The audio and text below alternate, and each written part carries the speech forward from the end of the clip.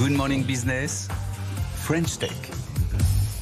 Il n'y a pas que le ski dans la vie, c'est un peu le message de Rossignol ce matin. Bonjour Vincent Wauters, vous êtes le PDG de Rossignol, numéro 1 mondial du ski, présent dans 60 pays. Bah oui, mais le ski, c'est de plus en plus compliqué. Donc il va falloir penser à autre chose, se diversifier, et c'est ce que vous faites. Ce matin, vous êtes venu nous présenter une chaussure de trail running haute performance. Je rappelle qu'Anthony Morel est là, donc vous avez un client test, parce Parfait. que lui, il court beaucoup. Ouais. Moi, je trouve ça juste... Je suis pas trailer, je suis plus court sur route, mais bon, ça m'intéresse quand même. Mais justement, là, vous passez carrément aux produits techniques pour les coureurs.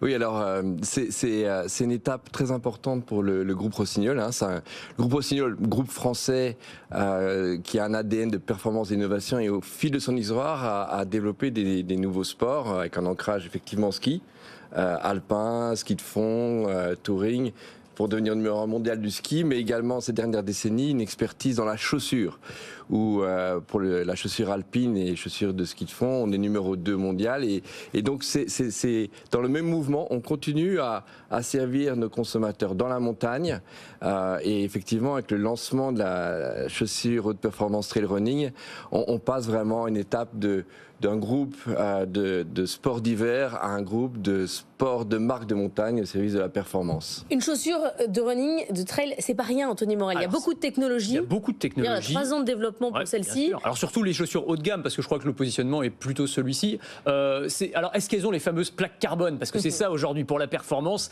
c'est les chaussures de running avec la fameuse plaque, avec Ça fait courir plus vite. Ça donne un retour de force qui permet de se fatiguer moins facilement, on va le dire comme ça. Est-ce que c'est cette technologie-là ou pas du tout? Alors on a en fait une technologie propre. On le voit sur le côté, là c'est un insert, c'est pas du coloriage. C'est un diapason qui a les mêmes propriétés de stabilité et aussi de rebond dynamique. Donc il se forme avec instabilité latérale et rebond dynamique, en prenant des technologies qu'on avait développées pour la chaussure alpine et l'adapter évidemment aux besoins du trail running. Donc ça, c'est comme ça que vous comptez vous différencier, parce que c'est un marché qui est quand même très embouteillé, hein, les chaussures running et trail. Enfin, ça va de Nike à des marques qui ont émergé ces dernières années, qui cartonnent, du genre Hoka, Brooks, et puis Saucony. Enfin, on peut en citer plein. C'est compliqué quand même d'arriver comme le petit nouveau sur ce marché-là.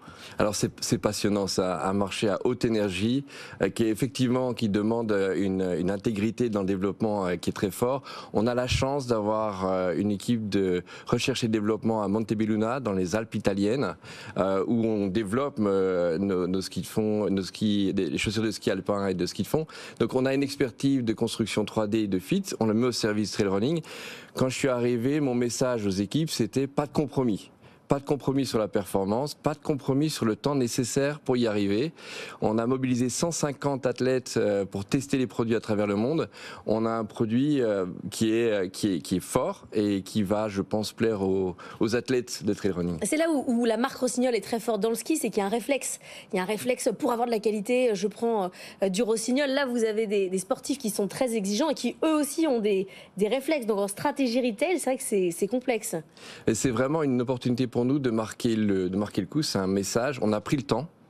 On a pris le temps pour avoir vraiment un produit exceptionnel, avec des brevets dont j'ai parlé. Et fabriqué où? C'est ça qu'on veut savoir. Alors, développé à Montebelluna, fabriqué en Chine, c'est essentiellement là qu'est la supply chain de développement de produits performance, avec l'espoir de pouvoir se rapprocher en production dans les années qui viennent. Elle est à combien, cette chaussure? Elle est à 180 €. Donc on est effectivement, comme disait Anthony, sur du haut de gamme. Plutôt haut de gamme. On ne pourrait pas la fabriquer en France, où son prix exploserait à un tel niveau que vous ne trouveriez pas de clientèle? À ce stade, on n'aurait pas de solution pour la fabriquer en France. C'est technologique, plus que même une question de prix. C'est une combinaison d'approvisionnement, de capacité de production. Par contre, ce qu'on est capable de faire, et ce qu'on fait d'ailleurs pour toutes nos gammes, nous on est industriel. Le groupe Rossignol est industriel, on fabrique 100% de nos fixations en France, on fabrique et développe nos skis en France et en Espagne, nos chaussures alpines en Italie, donc on a une expertise industrielle européenne et française. On a en Europe la capacité de développement très fort, très avancé, avec nos laboratoires dans notre usine de Montebelluna. Mais pour l'instant, on n'a pas les capacités industrielles de les produire. Là où votre diversification est assez maligne, et je pense que c'est le pari que vous faites, c'est que le trail, c'est aussi un sport, comme la course à pied en général d'ailleurs, qui s'est embourgeoisé ces dernières années. Il y a de l'argent, c'est-à-dire que c'est des gens, c'est CSP++, je caricature un petit peu, hein, mais c'était pas ça. Il y a la 20 montagne, ans. c'est pour les bourges, c'est ça que vous voulez dire? Non, pas seulement la montagne, mais c'est la course en général. C'est-à-dire, il y a 25 ans, les gens, ils prenaient leur vieille paire de baskets qui traînait, ils partaient courir, ils avaient un vieux chrono à 10 €. Et on disait c'est un sport gratuit. Exactement, maintenant, il faut la montre connectée, le t-shirt technique, les chaussures haut de gamme. On peut courir quand même, mais c'est quand même beaucoup ça. Vous voyez dans les sas de départ de toutes les courses et tous les trails, dont les dossards partent parfois à plusieurs centaines d'euros. Ça coûte quand même de l'argent. C'est maintenant un public CSP+. Donc c'est aussi un calcul, j'imagine, que vous faites stratégique. Alors c'est assez pur comme forme. C'est effectivement, alors oui, il y a de l'équipement, mais c'est un homme ou une femme face à la montagne dans la distance. C'est vraiment très impressionnant. Ouais, avec 1 000 € d'équipement sur le dos quand même. Alors avec de l'équipement effectivement sur le dos, mais il y a maintenant près de 2 millions de Français qui font du trail running. Ça se développe à travers le monde. Nous, ce qui est très important, c'est d'être au service de la performance et pour nos communautés. Nos skieurs de fond sont des trail runners. Donc on est dans la montagne depuis 117 ans. On est en connexion avec nos communautés à travers les sports d'hiver. Maintenant, on est en connexion avec ces mêmes communautés essentiellement dans les sports de montagne d'été. C'est ce qu'on dit, il n'y a pas de mauvais temps, hein. Il n'y a que des mauvais équipements. Ça, c'est vrai. Ben bien sûr que c'est vrai. Vincent Rossignol Wauters, offre des solutions. le PDG de Rossignol, merci d'être venu ce matin.